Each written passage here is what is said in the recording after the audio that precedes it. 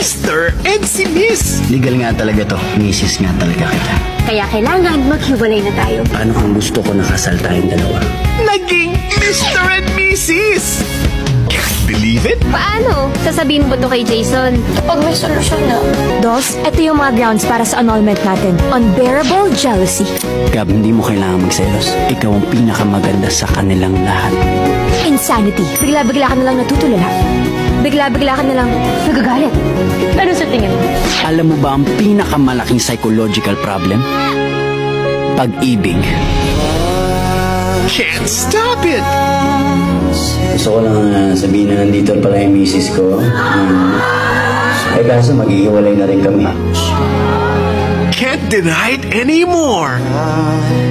Kailangan ko kasing gawin to. Ayoko na. Tignan mo nga itsura mo. Ang desperada mo.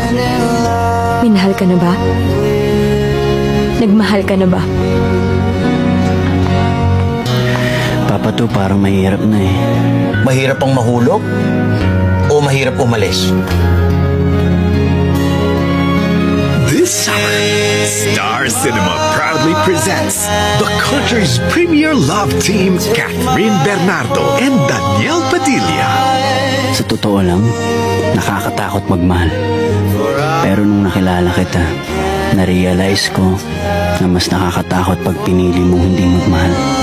Can you turn a wrong thing right when you can't help falling in love? Directed by May Cruz Alviar.